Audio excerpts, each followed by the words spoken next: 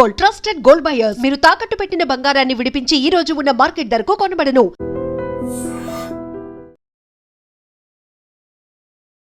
నమస్తే, welcome to I dream. నేను వలి. Micro finance పేరుతో సింగర్ మంగ్లీ 200 కోట్ల రూపాయల వరకు స్కామ్ చేశారని పెద్ద ఎత్తున వార్తలు వస్తున్నాయి. బాధితులు రోడ్డెక్కారు.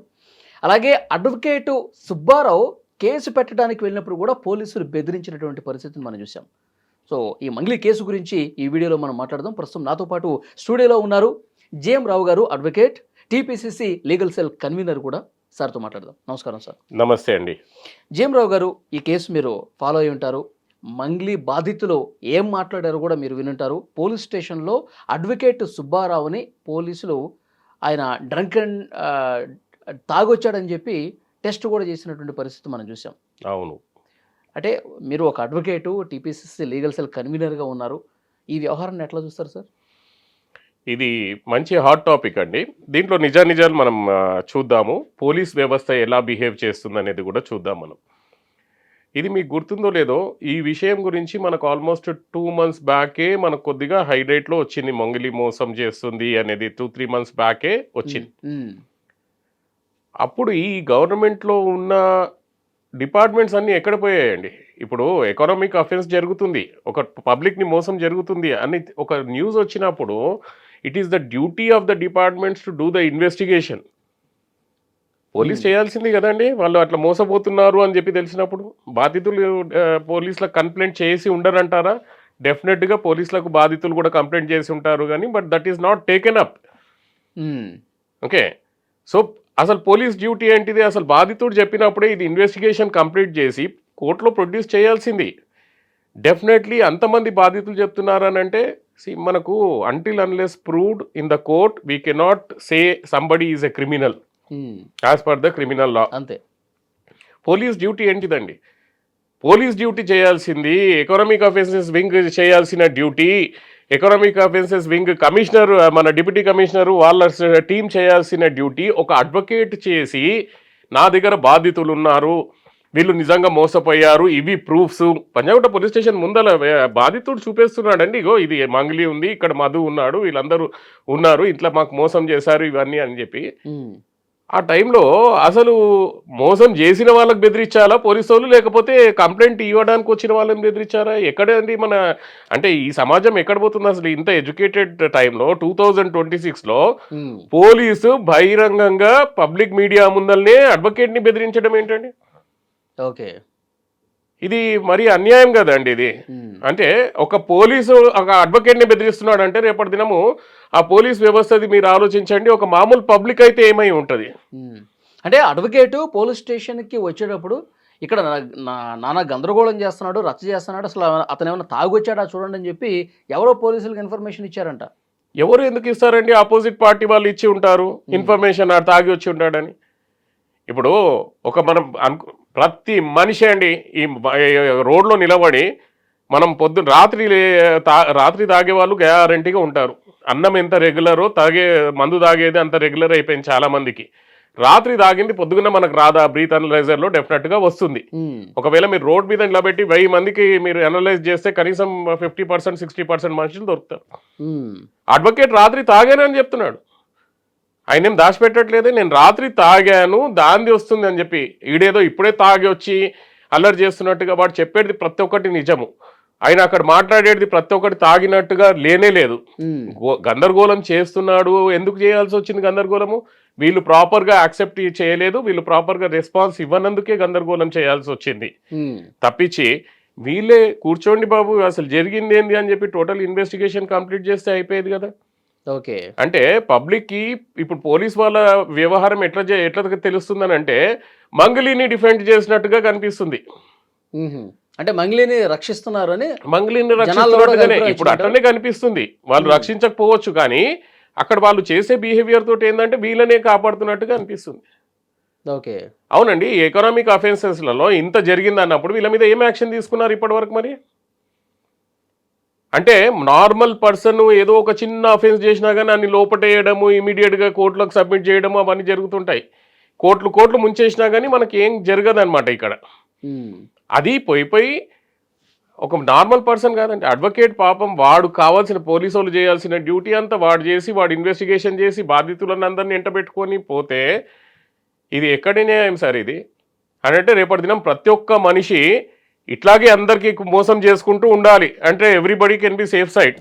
దట్ ఈస్ వాట్ అదే పోలీసు వాళ్ళు అదే టీచ్ చేయాలనుకుంటున్నారా మన జనాలకి? సార్ మీరు సీనియర్ అడ్వకేట్ కూడా, అసలు పోలీస్ స్టేషన్స్లో పరిస్థితులు ఎలా ఉంటాయి సార్? స్వేచ్ఛగా ఒక వ్యక్తి వెళ్ళి కేసు చేయడానికి అవకాశం ఉందా? సార్ మన గవర్నమెంట్ ఏం చేసిందని అంటే ఫ్రెండ్లీ పోలీస్ అని చెప్పి పెట్టింది. ఓకే, కాన్స్టిట్యూషన్ అధికారం ఎందుకు ఇచ్చింది పోలీసు వాళ్ళకంటే ఒక తండ్రికి ఉన్న అధికారం పోలీసు వాళ్ళకి ఇచ్చింది, మిస్యూజ్ చేయడానికి కాదు. ఎప్పుడు ఇష్టం వస్తే అప్పుడు తిట్టడము, ఎప్పుడు ఇష్టం వస్తే అప్పుడు బూతులు మాట్లాడడము దానికి కాదు. వీళ్ళు చేసే లెక్కలు ఏంటంటే అట్లాంటి ఎక్కడైనా మనకు ఒక్క ప్రూఫ్ దొరికినా కానీ వాళ్ళు సస్పెండ్ అవుతారు. ఆ ప్రూఫ్ దొరకకుండా వీళ్ళు చేసే లెక్కలు ఇవన్నీ. కాన్స్టిట్యూషన్ కానీ గవర్నమెంట్ కానీ ఎవడు ఏ పోలీసోడికి తిట్టమని చెప్పలేదు, బెదిరియమని చెప్పలేదు. వాళ్ళు ఫ్రెండ్లీ పోలీస్. ఎక్కడైనా పోయి చూడండి ఫ్రెండ్లీ పోలీస్.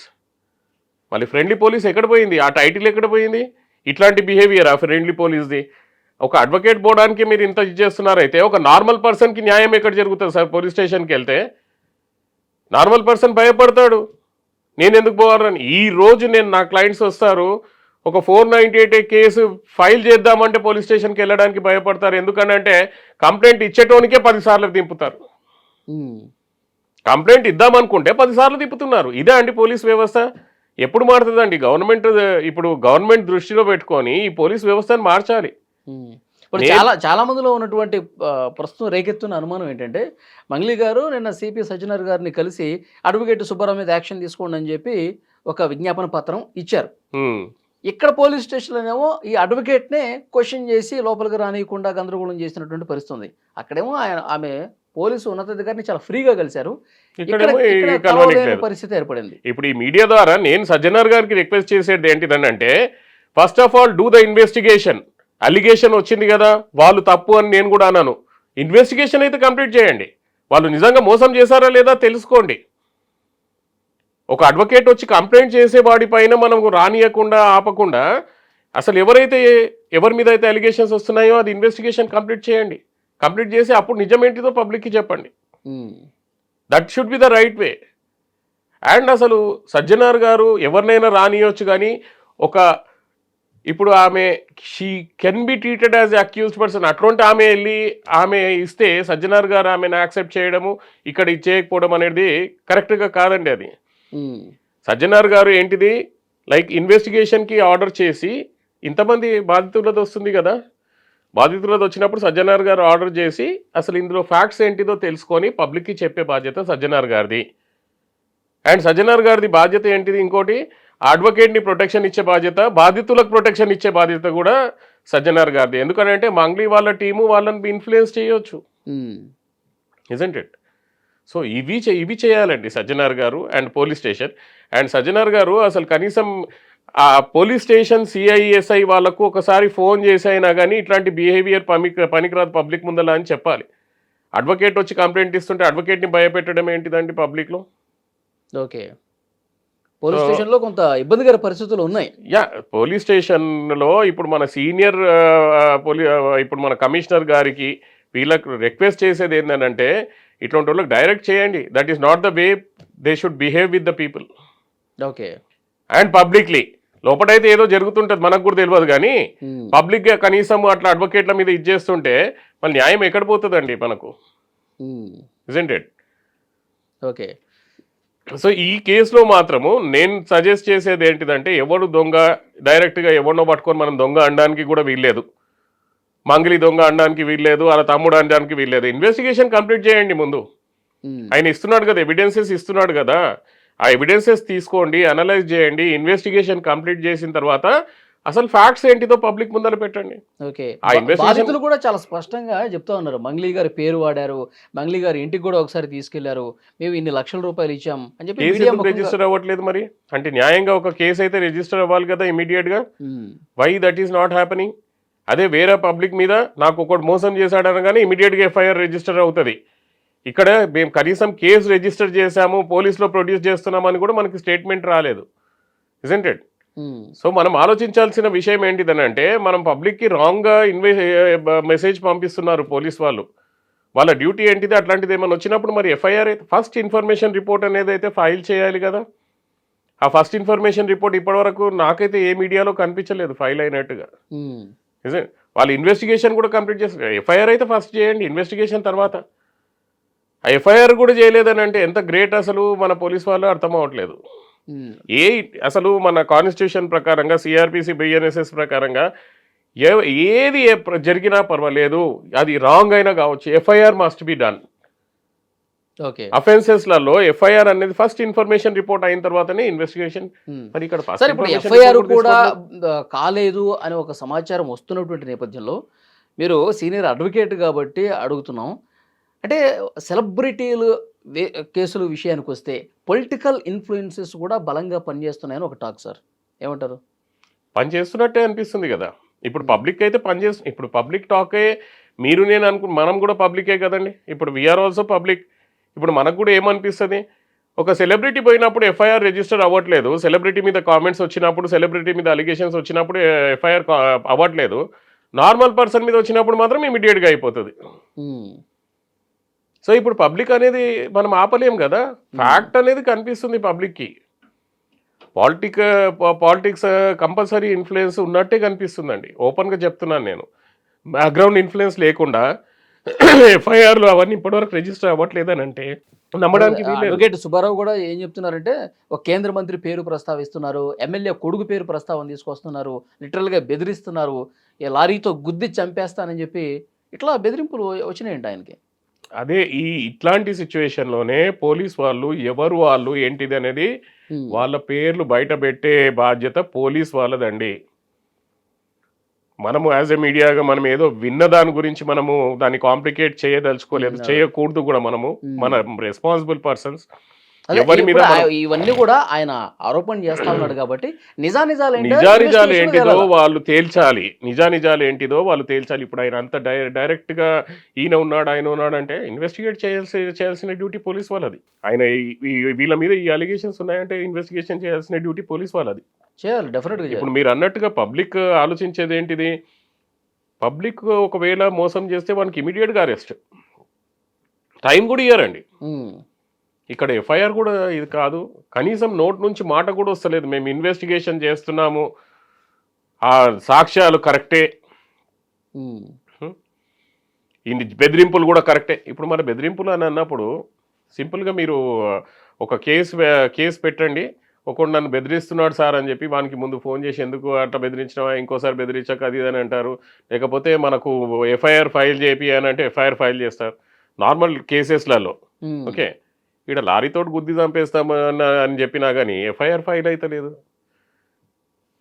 ఓకే, ఆయన కంప్లైంట్ ఉంది. ఒక అడ్వకేట్ మాట్లాడుతున్నాడంటే డెఫినెట్గా ఆయన దగ్గర ఎవిడెన్స్ లేకుండా మాట్లాడాడు. ఆయన ఫోన్ కాల్తో మాట్లాడిన రికార్డింగ్ కూడా ఉండొచ్చు ఆయన దగ్గర. అన్ని రికార్డింగ్స్ ఉన్నప్పుడు ఫస్ట్ డ్యూటీ ఏంటిది ఆ అడ్వకేట్ది, పోలీస్కి వెళ్ళి చెప్పాడు. ఇప్పుడు సెకండ్ డ్యూటీ ఆ సుబ్బారావు గారు ఏం చేస్తారని అంటే, he has every right to file A private complaint in the court. Okay, నా మీద ఇది జరిగినప్పుడు వీళ్ళు యాక్షన్ తీసుకోవట్లేదు అని చెప్పి. Okay, court can take the cognizance. ఇప్పుడు ఇంకా పోలీస్ వాళ్ళ మీద నమ్మకం లేకపోతే ఏం చేయాలి, ఇంకా సుబ్బారావు గారు డైరెక్ట్ కోర్టుని అప్రోచ్ అయ్యి కోర్టుని కేసు తీసుకోమని చెప్పాల్సింది. అంతే తప్పించి ఇంకా ఏం చేసే ప్రసక్తి లేదు. ఇది ఎవిడెంట్గా ఏంటిదంటే అండి, police behaviour is looking like biased, completely biased towards మంగళియాన్ టీమ్. ఈయనను బెదిరియడము, ఇన్వెస్టిగేషన్ జరగకపోవడము. నేను బయాస్ చేయమంటలేను సార్, ఆమెకు మంచిదే ఉండొచ్చు, ఆమెకు అసలు ఏం సంబంధమే లేకుండా ఇన్వెస్టిగేషన్ చేయండి కదా, మీ ప్రొసీజర్ ఫాలో అవ్వండి కదా. లేదా అసలు ఆమె పాత్ర లేకపోయినా ఆమె లేకుండొచ్చు, మనకేం తెలియదు. మీ ప్రొసీజర్, మీ డ్యూటీ మీరు ఫాలో అవ్వండి, మీ డ్యూటీ ప్రకారంగా మీరు ఎఫ్ఐఆర్ రిజిస్టర్ చేయండి, మీ డ్యూటీ ప్రకారంగా ఇన్వెస్టిగేట్ చేయండి. అది ఎందుకు చేయట్లేదు మీరు? ఈయనను ఎందుకు బెదిరిస్తున్నారు? వాళ్ళు ఒకవేళ అక్యూజ్డ్ అని చెప్పి వాళ్ళ మీద అలిగేషన్ వచ్చినప్పుడు వాళ్ళని బెదిరియాల్సింది వదిలేసి మన కంప్లైంట్ ఇవ్వడానికి వచ్చిన వాళ్ళని ఎందుకు బెదిరిస్తున్నారు?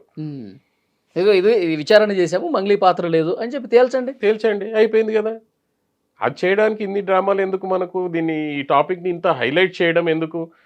హైలైట్ చేసేది మన పోలీస్ బిహేవియర్. సింపుల్గా మన కంప్లైంట్ ఇవ్వడానికి వెళ్ళినప్పుడు సింపుల్గా అయిపోయి ఈరోజు ఇట్లా కంప్లైంట్ వచ్చింది, మేము కేసు రిజిస్టర్ చేశాము. పోలీస్కి ఎంత గౌరవం ఉండేదండి? దాన్ని ఒక పెద్ద హైలైట్ చేసి పంజాగుట్ట పోలీస్ స్టేషన్ ముందు డ్రామాలు జరిగి ఆ బయట అంతా నిలబడి మైక్లు పట్టుకొని ఈయన మా అరవడము, ఇది పోలీస్, ఇవన్నీ ఎందుకండి మనకు? ఈయన డైరెక్ట్ లోపల పిలిచి ప్రశాంతంగా కూర్చోబెట్టి ఏమైంది మొత్తం ఈయన రికార్డింగ్ చేసుకొని, ఎస్ ఇగో నీ ముందర ఎఫ్ఐఆర్ చేస్తున్నాను నేను, మీరు ఇన్వెస్టిగేట్ అని చెప్పి పంపించుంటే అడుగు నోరు మూసుకొని వెళ్ళిపోయేవాడు కదా. ఆయనకి ఎందుకు అరవాల్సి వస్తుంది? ప్రొసీజర్ ఎందుకు ఫాలో అవ్వట్లేదు మనం కొన్నిట్లో? ఓకే, ఇక్కడ పబ్లిక్కి చాలా డౌట్ వస్తుందండి. So I suggest the police department not to be biased at least before the public media.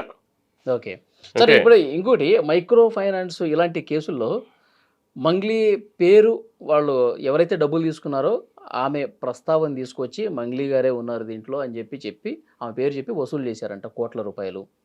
Mangli గారు అడ్వకేట్ సుబ్బారావు మీద కేసు పెట్టే టైంలో అసలు నాకేం సంబంధం, నేను ఎప్పుడైనా బాధితులను కలిశానా, నేను ఎప్పుడైనా డబ్బులు బాధితులను అడిగానా, నేను బాధితుల పక్షాలు నేను కూడా ఉంటా, ఎవరో మోసం చేసిన దానికి నేనేం చేస్తాను, నేను ఎంతోమందిని కలుస్తుంటా, ఎంతోమంది నాతో ఫోటోలు దిగుతూ ఉంటారు, నేను ఎంతోమంది ఇళ్ళకెళ్ళి వాళ్ళ అభిమానంతో పిలిస్తే భోజనం చేసి వస్తాను, ఇప్పుడు వాళ్ళు మోసం చేస్తే దానికి నేను ఎట్లా బాధ్యురాలను అవుతాను అని చెప్పి మాట్లాడుతూ ఉన్నారు. నిజంగా ఆమె పేరు కానీ ప్రస్తావన కానీ లేకపోతే ఈ కేసుల్లో పట్టుకోవడం కష్టమా? చూడండి, ఇప్పుడు మంగ్లీని వాళ్ళు పేరు సంపాదించుకోవడానికి యూజ్ చేస్తున్నారా మనకు తెలియదు, అపోజిట్ వాళ్ళు. ఇప్పుడు మంగ్లీ రియల్గా ఇన్వాల్వ్ అయ్యి ఉండకపోవచ్చు. ఇప్పుడు చాలా కేసు, ఇప్పుడు నాదొక పర్స్పెక్టివ్, నా ఆలోచన నేను చెప్తున్నాను. అంటే అనుకోండి, ఒక టీం కలిసి మోసం చేస్తున్నారు.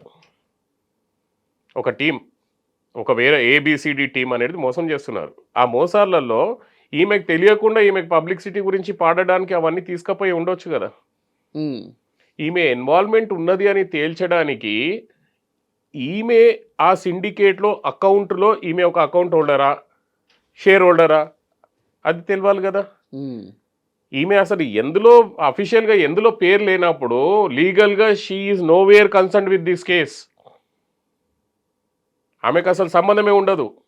ఫర్ ఎగ్జాంపుల్ ఇప్పుడు మధు అని అంటున్నారు, ఆయన పేరు మీద కంపెనీ ఉండి అందరు మనుషులు ఆయన పేరు మీద ట్రాన్స్ఫర్ చేస్తే మరి మంగ్లీకి ఎందుకు సంబంధం ఉంటుందండి? అంటే సిస్టర్ అయినంత మాత్రాన సంబంధం పెట్టేస్తే అఫీషియల్గా అకౌంట్ అంతా ఎవరి పేరు మీద ఉన్నది? మధు పేరు మీద ఉందనుకోండి, ఉన్నదా లేదా నాకు తెలియదు, నేను జస్ట్ అజంప్షన్ చెప్తున్నాను. ఓకే, మధు పేరు మీద అకౌంట్ ఉంటే ఈమెకు సంబంధం లేదు కదా. ఈమెకు ఎక్కడైనా డైరెక్ట్గా మీరు నిజంగా ఎవరైనా అమౌంట్ ఈమె పేరు మీద ట్రాన్స్ఫర్ చేశారా, ఈమె బ్యాంక్ అకౌంట్కి ట్రాన్స్ఫర్ చేస్తే definitely we can say that she is involved. But ఇదే మాట మనం ఏంటిదనంటే ఎప్పుడైనా కానీ ప్రాపర్ ఇన్వెస్టిగేషన్ తెలియదాకా ఎవరు దీంట్లో ఇన్వాల్వ్ ఉన్నారని చెప్పడం కష్టమైపోతుంది. సో ప్రాపర్ ఇన్వెస్టిగేషన్ జరగాల్సిందే. ఇప్పుడు మీకు గుర్తుందో లేదో, I don't remember that name, but ఒక 2 years బ్యాక్ ఏదో గడ్డం వెంకటరెడ్డి, గడ్డం వేణుగోపాల్ రెడ్డి 850 crores మోసం చేశారు. Investigation is going on. అది ఇంత పబ్లిక్గా రాలేదు. డేకన్ క్రానికల్లో పేపర్లో పెద్దగానే వచ్చింది, కానీ ఇంత న్యూస్ క్రియేట్ అవ్వలేదు. ఈ న్యూస్ క్రియేట్ అవ్వడానికి కారణం ఏంటిదంటే టైం, వాళ్ళు వచ్చినప్పుడు ఇమీడియట్గా ఎఫ్ఐఆర్ రిజిస్టర్ చేసుకొని ఇన్వెస్టిగేషన్ స్టార్ట్ చేయకపోవడమే కారణం అని అనిపిస్తుంది. నేను అనుకోవడము డెఫినెట్గా మంగ్లీకి అడ్వకేట్స్ ఉంటారు, ఆవిడ డైరెక్ట్గా 80% ఇందులో ఇన్వాల్వ్ అయ్యి ఉండకపోవచ్చు. బట్ అది అనేది తేల్వాల్సింది మన పోలీస్ వాళ్ళు ఇన్వెస్టిగేషన్ చేసి ఆమె రోల్ ఏముంది, ఇంకో ఆమె రోల్ ఏముంది, మధు రోల్ ఏముంది, ఏంటిది అనేది తెలిస్తే కానీ పబ్లిక్కి తెలియదు. కానీ పబ్లిక్ కూడా జనరల్గా ఒక్క మాట నమ్మేసి ఆయన రైట్ ఈమె రాంగ్ అని చెప్పడం కూడా తప్పే. ఇప్పుడు అందరూ మంగ్లీ ఒక ఫేమసే అనుకోండి, ఆమె రెప్యుటేషన్ డౌన్ చేయడానికి కూడా చేయొచ్చు కదా. 100 మంది 100 మాట్లాడతారు, ఆమెనే ముంచిందండి, ఆమెనే ఇది చేసిందండి అని. ఒక్క ప్రూఫ్ చూపెట్టండి. ఇప్పుడు నేను కూడా అడుగుతాను, సరే ఆమె వచ్చింది, ఆమె ఫోటోలో ఉంది, ఒక ఇన్వెస్టర్గా నేను కూడా రేపు మంగ్లీని పిలుస్తానండి, ఇక్కడ ఫంక్షన్కి పిలుస్తాం, ఆమె వచ్చింది, నాతో ఫోటో దిగి 10 మందితో ఫోటో దిగినప్పుడు ఇందులో మంగ్లీ కూడా ఇన్వాల్వ్ అయ్యి ఉన్నదని చెప్పడం న్యాయం కాదు కదా. ఇప్పుడు ఎవరైనా చెప్పేవాళ్ళు నిజంగానే జరిగింది స్కామ్ అనేది మాత్రం గ్యారంటీ, స్కామ్ జరిగింది, ఈమె ఉన్నదని చెప్పడానికి ఒక్క ప్రూఫ్ పెట్టండి బయట. ఉమ్, ఈమె నిజంగానే చేసిందని చెప్పడానికి ఇగో ఈమె బ్యాంక్ అకౌంట్లో వేసిన అని చెప్పి చూపెట్టండి. ఓకే. అది డైరెక్ట్ అలిగేషన్ అవుతుంది. ఉమ్. అంటే ఈమె ఇన్వాల్వ్మెంట్ లేనప్పుడు అడ్వకేట్ సుబ్బారావుని పిలిచి ఇంత రచ్చ కాకముందు ఒక ఇంట్లో మీటింగ్ ఏర్పాటు చేసి అక్కడ మంగ్లీ కూడా వచ్చి బెదిరించటాలు, నేను చంపేస్తాను అనటాలు, నువ్వు మళ్ళీ పోలీస్ స్టేషన్కి వెళ్తే బాగుండదని చెప్పటాలు, ఈ విధంగా థ్రెటన్ కూడా చేశారని ఒక ఇన్ఫర్మేషన్ వస్తుంది సార్. ఆమె ఇన్వాల్వ్మెంట్ లేకపోతే ఇంత సీరియస్గా ఉండదు. కానీ ఇప్పుడు ఆ థ్రెటనింగ్ అనేది ఎంతవరకు కరెక్ట్, దానికి ఏం ఎవిడెన్సెస్ ఉన్నాయని చెప్పి మళ్ళీ చూడాల్సిందే కదా మనం. అంటే మంగ్లీ ఎన్నిసార్లు ఫోన్ చేసిందని చెప్పి రికార్డ్స్ కూడా చూపిస్తా ఉన్నాడు అడ్వకేట్ సుబ్బారావు. సో అది ఒకవేళ ఫోన్ చేస్తుంది అని అంటే అవన్నీ రికార్డ్ మనం కంపల్సరీగా ఇన్వెస్టిగేషన్ చేసిన తర్వాతనే మనం చెప్పొచ్చండి how much she is involved.